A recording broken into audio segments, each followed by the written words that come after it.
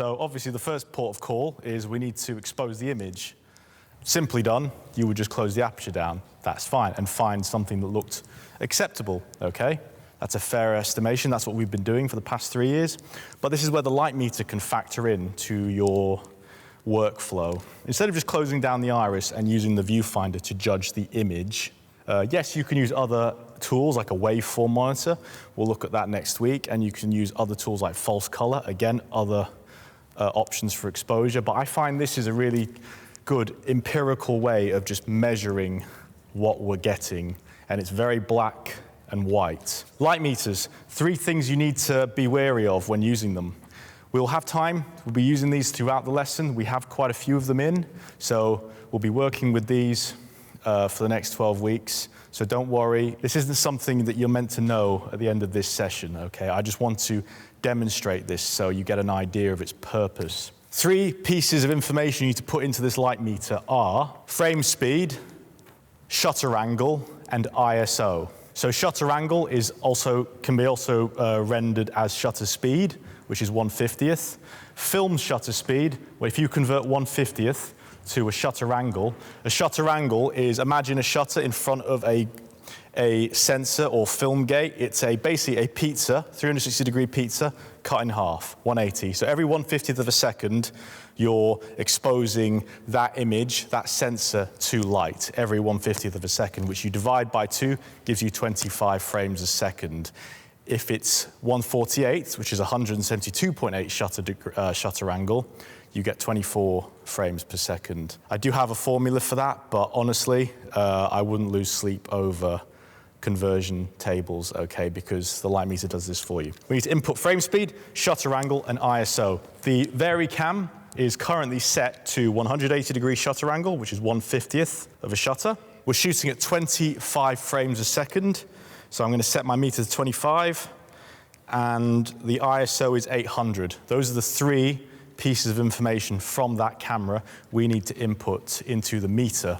So now that's done, the most important thing, can everyone see the meter, yeah? In the middle, there's a white dome. It can retract and eject, okay?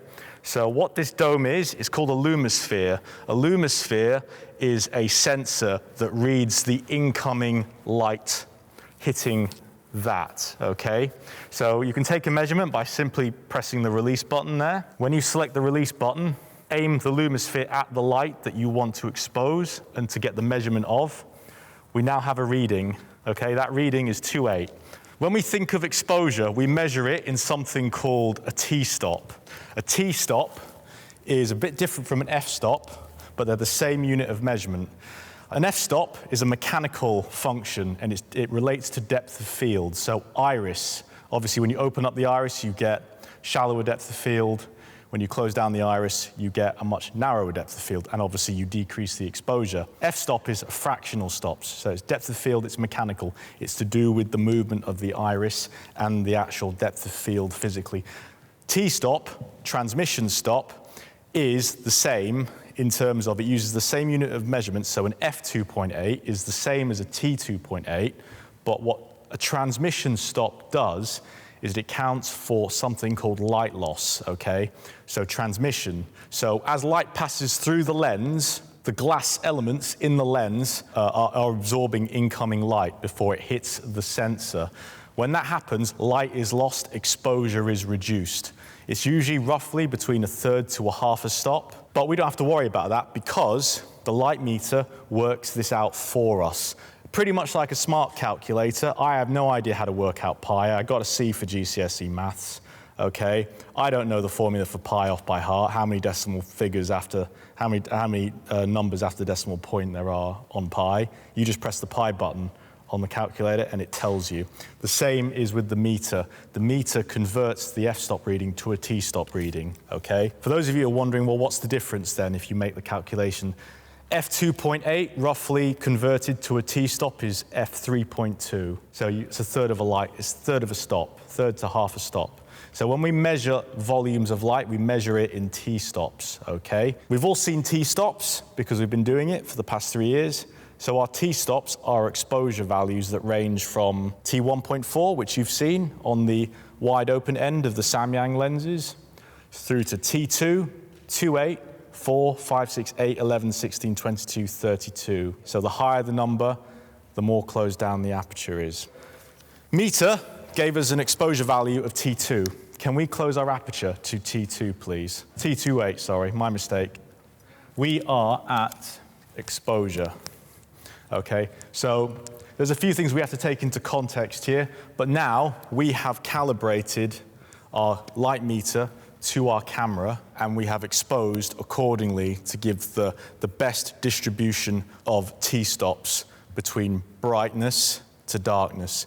So what does that mean to us? We're not starving the camera of light. We're giving the camera the mean average of light that it can interpret to process the best possible image for A, grading, but secondly, reducing noise. Now, this is where it gets a bit dangerous on a creative level. Even though we've just exposed the camera, that's not a creative function, is it? We've just gone, right, light meter says 2.8, camera says 2.8. I'll set the camera to 2.8 because I'm shooting at 25 frames a second, 800 ISO, so I'll set the light meter that way. What's our problem now? What's the spill? Spill, but it's not very interesting, is it? No, it's a bit flat. It's flat. It's just flat. It's not interesting, it's not cinematic. So, questions. Quality, quantity, direction, okay? What do we need to do? We need to refine this to make it better, okay?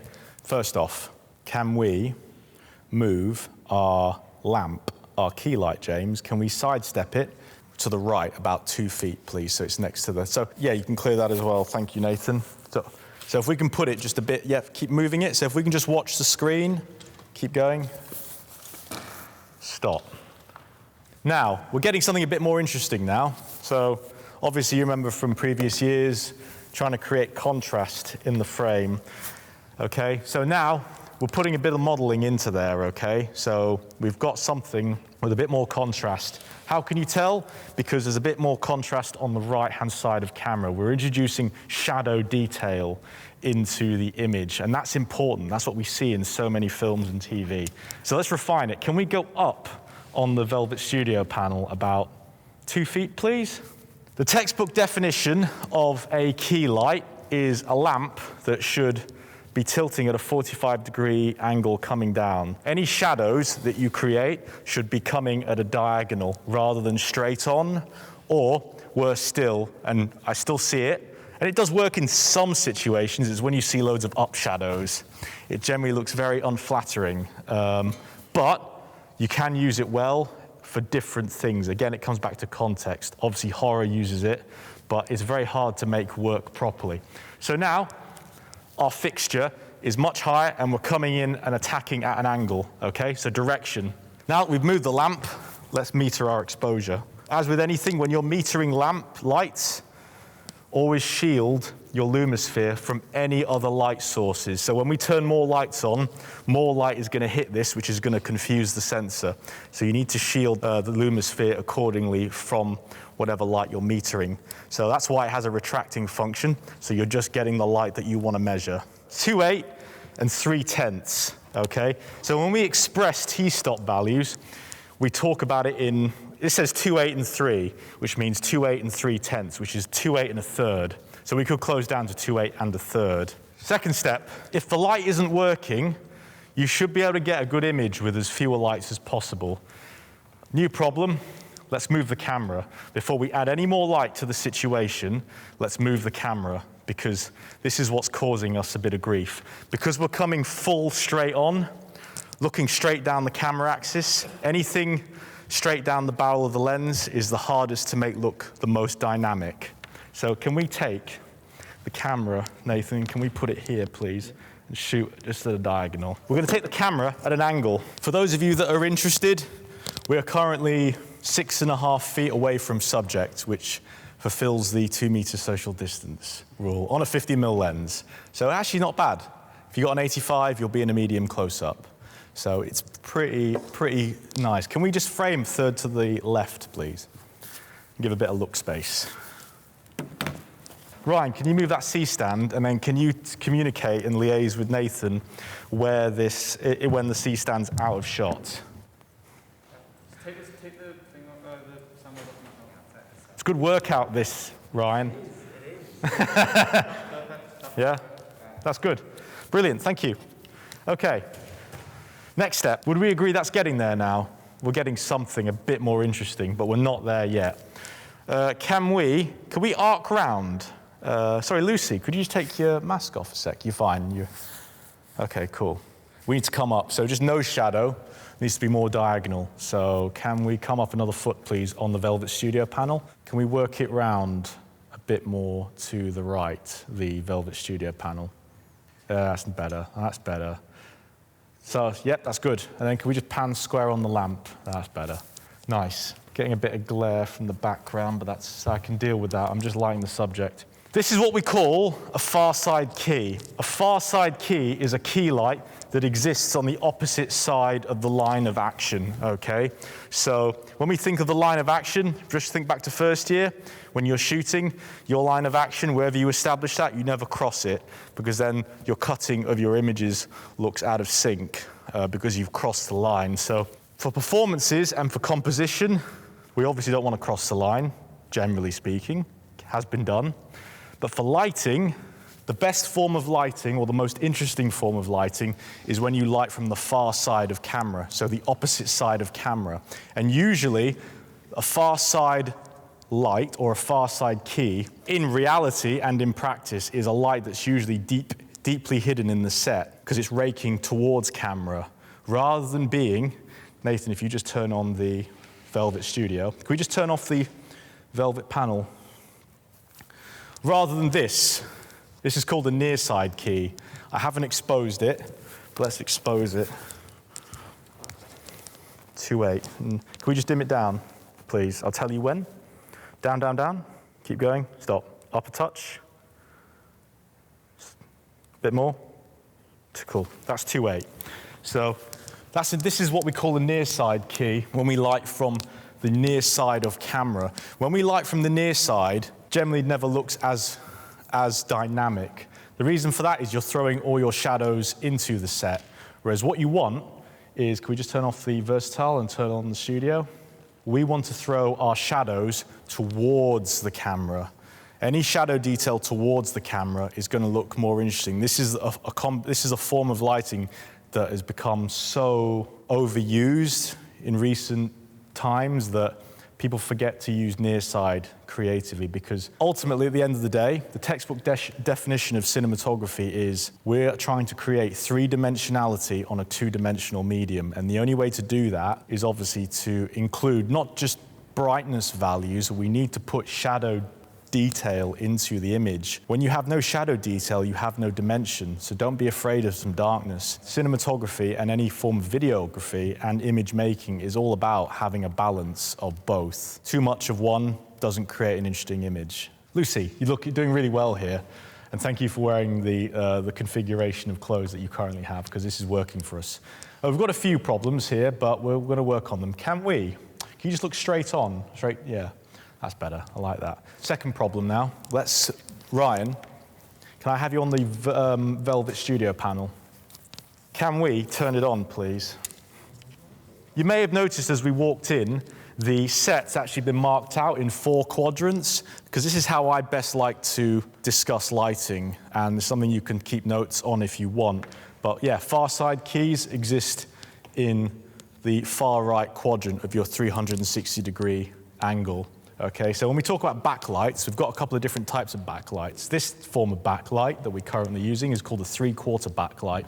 That's because it exists in the third quarter of your quadrant. So if you're starting counterclockwise from camera, 1 is where James is, quadrant 1 is. Quadrant 2 is where, just behind Lucy, where the C's standing, and quadrant 3 is where Ryan is, okay? That's a 3/4 backlight. Very, very typical form of backlight. Can we go to T2, please? Just go dim it up. What percentage are we at? 40? 40, yeah. Let's have a look. I think we're on daylight. Just have a look. Oh, sorry, you're on color temperature. Don't worry. Right. So that's why. Let's just no, it's fine. So this is good. So that's tungsten. Now, if you go to mode, now you can plus or minus. Got it? So let's set our exposure to Yeah, keep going, stop. Cool. That's fine, leave it there. So what I'm doing now is we're balancing the image. So the 3/4 backlight is at T2. It's a bit bright, we're gonna refine that. So can we dim this up, please, to, just dim up the Velvet Studio panel for us? Dim it up or down? Up, please. Sorry, dial it up. I say dim up, James. I've been doing it for years and everyone corrects me and I've just been, take it up, stop. Keep going. Just hold it there, stop. Can we close down to T4, please? All right, so we're gonna create some contrast. Now, can we walk our Velvet Studio panel to the right a bit more, just a touch? About 1/2 foot, James. Okay, stop there, and then just square up. Okay, cool. And then can we pan the camera right, please, just a fraction? And then can we come up to eye height as well on Lucy? So if we can come up to eye height on Lucy. Yes, please. Yeah, because we're coming quite low. We're attacking quite low. Okay, so whilst that's being done, let's introduce a fill light. So, I'll give you a hand, Nathan.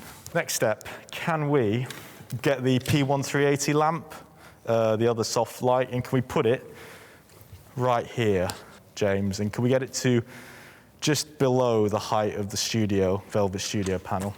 We're going to introduce some fill. Can you grab us a Dido, Ryan? Stand by. We're going to rig this Dido to this C-stand. So if we pop it in there, we can actually lock and load it like so, okay?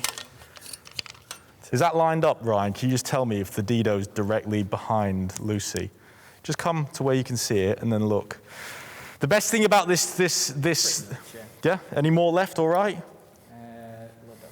Let's be super OCD about this. Yeah? Cool, thank you. When people ask me, what do you want it to look like? I can go, well, I want it to look like this with a mood board, but this is where planning, previs, and test shooting really comes into practice. When you're lighting, you need to be able to see what you're doing, and that can be simply with your eyes or with the monitor. Never get too hung up on the monitor, though. Currently, we're using a lot of soft light. The clue to the fact that we're using soft light is if you look at the floor, the shadow is quite blurred. So that's clue one. Obviously, if it's hard light, it's gonna be very defined, it's gonna be very sharp, like the sun on a sunny day, okay? So these are things you wanna think about. We've asked Lucy for a change of clothes for production design. Darker looks better, okay? So the darker the shirt, I find generally the better the image. Fill, we're gonna introduce some fill light now into the image. We can introduce fill light from the near side of camera. Now, just go to full brightness for first. Obviously, problem one is you've oversaturated the image with highlight. So we need to get rid of that. So let's work out our contrast ratio now. So can we just turn off our Velvet Mini, please, whilst we do this? So can we just turn off our ABR Versatile, just turn it off completely? So we've metered our key, our far side key at T4, which is what we want. Our aperture on our camera is set to T4.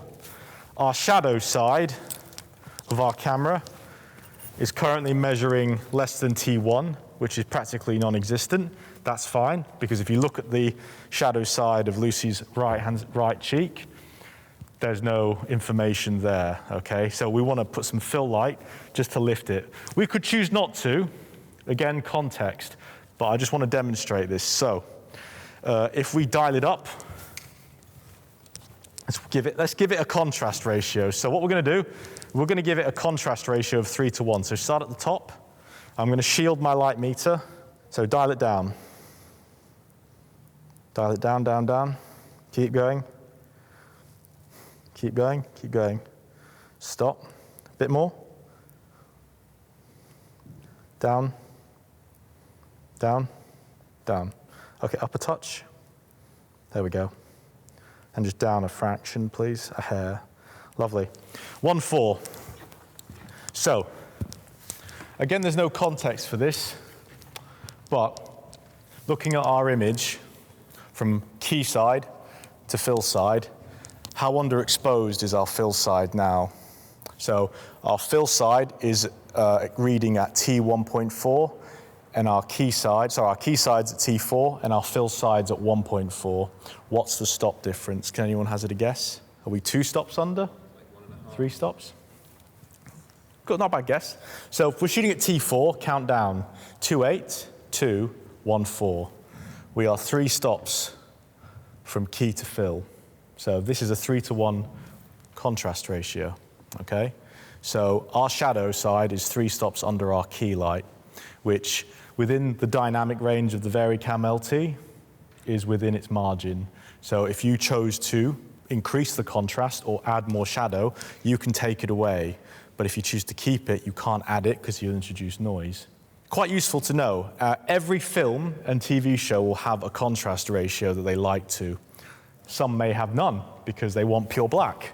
A 2-to-1 contrast ratio is this. So if we want to increase the fill level by 1 stop from 1.4, we need to add 1 stop of light on the fill side, on the shadow side. So we need to go from T1.4 to T2, okay? Let's do that. So I'll tell you when, Nathan. Okay, let's go up, please. Stop.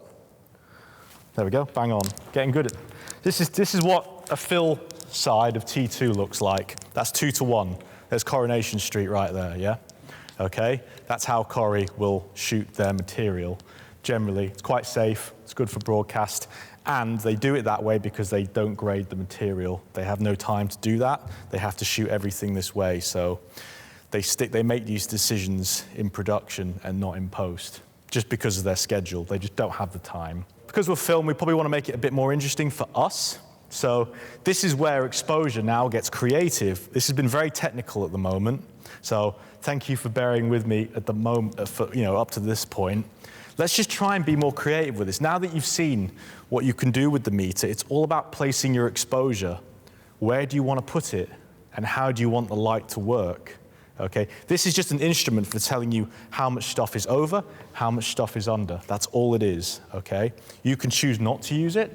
Many people don't, and they just use the waveform monitor or use something else, but this has been used for 100 years. You know, a light meter, we've got some analog light meters actually in the kit store, but you know what? I used to work for a cinematographer that carried around a 50-year-old light meter as a backup, and he was shooting commercials with it on 35mm. Because he was happy with it, he loved using it, he didn't. This is a fancy meter, this one. This is a touchscreen one, which I don't kind of like. We do have another one that's kind of like a hybrid between having physical buttons and it's digital. That is one of the early digital ones from the early noughties. Unfortunately, they don't make them anymore, and they replaced them with these touchscreens, which are fine. They are nice, they are nice. You wouldn't say no if he gave you one. Let's turn off our fill. Let's just turn off our versatile. Yep. This is where we can get creative, okay? So we've added fill light from the near side of camera. Why don't we add it from the same side as the key? So can we turn on our P1380? Didn't that look a bit more interesting? Let's dial it down. Just do it by eye. What percentage are we at? 39. Okay. Just take it down to 10. And then can we A-B it? So when I say A-B it, turn it on and off. So can we just turn it on, and then turn it off? Turn it on. It's just subtle. Filling in from the cameras, from the far side, feels more natural to me because you're not adding synthetically a second light on the opposite side of camera. If you're filling in from the same side you're keying, the shadows are being drawn from the same direction, and it generally looks more natural. Now, one thing we haven't done is, with a fill light, especially if you're motivating from the same side as the key, we want to diffuse it. The fill should always be softer than your main key, even when both keys are soft, okay? But your fill should be softer, okay? So in this case, we've got some diffusion here. This is called 216. This is the most common industry standard white diffusion. Okay, it's been around for as long as I can remember. Best way to gel any lamp. You can do it any which way pleases you, but Best way to gel a lamp, crocodile clips to the back of the barn doors.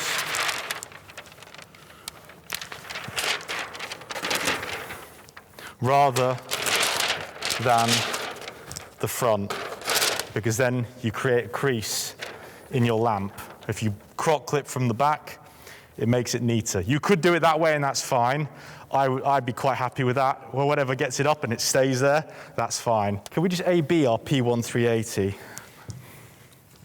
So now that we've diffused it, it looks far more subtle now. Yeah, can we agree? It doesn't look as distracting. If you go look really carefully at the shadow side, very subtle. We're not adding a lot, it's at 10%, okay? Do we agree? Yeah? We could probably add some more, but let's just work out our fill. Now, with adding fill light from the far side, you can actually do it by eye, because the key is not to add too much, because then it just takes away all this work that you're doing, yeah? So can you just dial it up to 100? See what I mean? We're starting to get a really hot light source now, okay? Because we're overexposing. So let's just work it out, actually. Can we just turn off our Velvet Studio panel, please? And then can we dial down our P1380? I'll just say when. Keep going down. Keep going. Keep going. Stop there. Up a touch. There we go. Keep it at 1 1/10. That'll do. Cool. And then can we just turn on our Velvet Studio? So 4282141. So our fill light is 4 stops. From our key side is 4 stops under, okay? And our key is at exposure. Let's take it a step further. Let's be a bit more creative with this. So, taking into context, I'm ignoring the background, I'm just looking at the subject. We're at T4, aren't we? White skin reflects, darker skin absorbs because you absorb light. If you're like me, I'm actually a mid-tone perfectly. I've metered myself several times. So if I sit in, Lucy, can I just swap? We'll get onto this next week. My skin tone is at the same exposure as the camera far side key. That's why I look less brighter, because I'm literally like a grey card. Which we'll look at. I don't want to overdo this lesson with meters because it gets a bit too much, okay? So if Lucy, if you come in. So let's just, before we take a break, I want to refine this now for one final time. T4, so let's see, can we just turn off the P1380, please? Yep, so can we dim down our far side key, please? I'll say when. Keep going, keep going, keep going, keep going, keep going. Stop. Up a touch. There we go. Cool. And then can we put our P1380 on, please? Lucy, can you just look at the camera? Look straight. That's looking better. Right, and then Ryan, just raise the Dido up. So James, what you can do is go stay over by the head. There you go, so you can lift it from that side. Okay, cool. So level 1, take it up. The top knuckle would have loosened the flag arm, which would have taken, yeah, so keep going. So Nathan, you tell them when the... Stop, yeah, it's up now. Can we go higher? A bit higher. Let's go higher, higher. Okay, you need to wrangle. Yeah, that's fine, we'll wrangle that in a sec. Okay, lock it off. So, in the great tradition, as a mentor used to say, if you need to step up on that, use the apple box. In much the same way, actually, that in the 50s, certain actresses were so actually quite knowledgeable on how they wanted to be lit, that it became actually a prerequisite on which DPs got hired. If you knew how to light certain actors, you got the job because they liked being photographed by that particular DP. A good example was Jack Cardiff, who shot Lawrence of Arabia. He ended up doing loads of stills of like all the big names of the time, like Sophia Loren, all the big actors of that period, he used to light them all. And he just got the job because he just knew how to light people really well. Can we just tilt the Dido down onto Lucy? Okay, so what we've done currently, right now, is I think we can agree it's looking a bit more balanced now, the picture. We've actually lowered our key 1 stop to make the skin tone less hot. So it's at 2.8 now, but our aperture is at T4, which is 1 stop. We're shooting 1 stop underexposed now. So our whole image is actually 1 stop under, but that's fine. Our fill light from the far side is 3 stops under. Our key is at 2.8 and our working aperture is at T4 on the camera. Okay, let's put some separation into this now. So can we turn on the Dido, please? You might have to dim it down. This light, wow, this is what Jack Cardiff would have done in the 50s. Oh, it's looking a bit like surreal, yeah. I kind of like that, actually. The backlight and the hair are working really well. Depends on the context, but it looks like something that could belong out of like some pseudo-80s TV show. The reason why it works is we're using contrasting color temperature. The Dido is daylight balanced. All our fixtures here are tungsten, and we're white balanced to tungsten, which is why our foreground is neutral white and our background is so cool. We have complementary colors working on the color wheel. Probably a bit too bright, but it does pop the image. I can certainly agree with that. Let's just have a look at it and meter it, yeah? Okay, so FYI, the backlight is at exposure, okay? T4 on the backlight. I think it's too much. When you're photographing anything in backlight, it's gonna look hotter because you're shooting at opposite angles. So if your camera's here and your backlight's there, whether it's sunlight or an artificial light, the sheen that it casts on any surface, object, or person is going to appear hotter because it's coming in from the opposite angle of camera. Does that make sense? Whereas if we brought that backlight round to where James was and it was still giving T4, it would be actually it'd be exposed. Whereas here, it looks technically overexposed, even though the meter says T4 and our aperture is T4, yeah? Let's just take it down. So, hang on. Can we just dim it down? I'll tell you when. And then James, if you want, can you just grab some more diffusion and can you diffuse our far side key? The gels are there and the crocodile clips are there. Just say when. Keep going, stop, up a touch. There we go, like that, T2. Croc clips are in my camera bag. That feels better, yeah? What do people think? This is subjective, what I'm doing, right? And this is up to your own interpretation as well. Like what we've done so far, I'm just speed running through the process, and that's what it is, I'm just trying to show process. But in terms of lighting and the approach to lighting, this is kind of what I want you guys all asking questions of yourself when you go towards designing your setups. Whether it's for this assignment, whether it's for anything you do when you finish, or that you do externally, or for final film project, if you're going to DP a final film project. These are the expectations. All our cameras that you see here, we've got a GH5 recording the lecture, but I've set the GH5, the VariCam, and the EVAs. They're all shooting at exactly the same ISO, frame speed, and shutter angle, so it should all match. Well, it will all match. This is the key. It's not about the size of the camera, even though we are using the VariCam. I'm just using it because it has the outputs for the display. But you can shoot.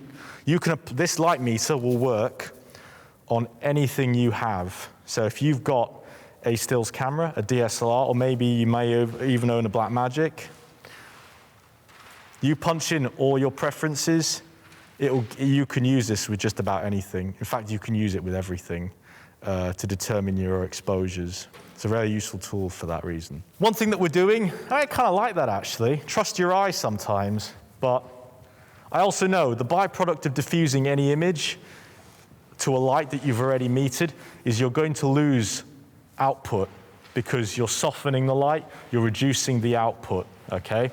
So when James has sorted that, we're going to remeasure the far side key and see how much light we've lost from it, okay? You're right there, James, sorry. You want to pass us one?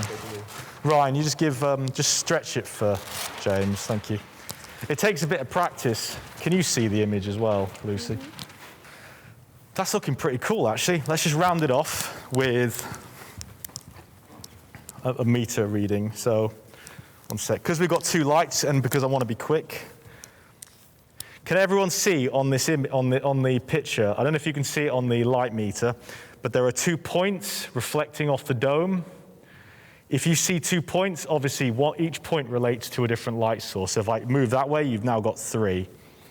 Coming from, there you go, pinging there, pinging there, pinging there. It's a good clue for how to shield light. So, oh wow, we've lost half a stop. So can we dim it up, please?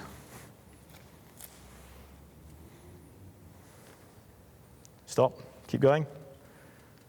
There we go, lovely, 2-8. So now, we are still 1 stop under. We brought our key light, back up because it was we originally exposed it for 2.8. We put the diffusion on, lost half a stop, which reduced it to T2.5, and then we've increased the brightness up to T2.8 again, because James has done that for us.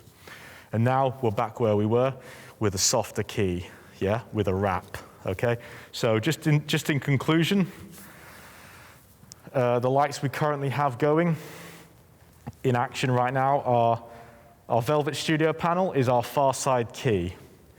Our P1380, which is the second soft light to the left of the Velvet Studio, is a wrap key, okay? A wrap key is a secondary key light that exists in conjunction with the main key to give this wrapping quality, okay? Now, we can look at other techniques of combining the 2 together, but this form of wrap key is another overused technique, but I do love it. And one place you see it so many times is the Dark Knight trilogy by Nolan. They're obsessed with it. Every frame is like a wrap key, But that's Wally Pfister, the DP. He loves shooting that way, okay? We have a near side fill. We've got a 3/4 backlight with the Velvet Mini, and then we've got our rim light at the back, which is our Dido. A rim light is a lamp that goes shoulder to shoulder. What I'd like to do now, actually, is can you just turn on the Velvet panel for us? Dial it right down. It's too bright. Okay, stop. Go down. Can you go down any more? Okay, can you walk it back a foot, please? If in doubt, if you can't dim it down any further, just walk it back. It's the easiest quick fix solution to life's problems. Keep going? Okay, good. Lovely. Okay, so can we just turn off everything except for our key light, our far side key? Nice one, team. Sometimes less is more, isn't it? Like you turn off everything and you're like, wow, that's nice. It was nice with 1 light. Far side key with diffusion, shooting at 2.8. Our working T-stop on our camera is T4. So currently, the image is 1 stop underexposed. That's because Lucy's skin tone is quite fair, and at exposure, it appeared a bit too hot for us. Now we want to turn on our wrap. So let's just turn it on. Our wrap is at T1, which is 4 stops underexposed from our camera point of view, okay? And then, can we just turn on our Dido, please, Ryan? It's fine, it's good that you're in shot. It looks like a working set, okay? That's 2 stops. That's at T2. That's 2 stops underexposed from our working T-stop, okay? Then can we turn on our Velvet Mini?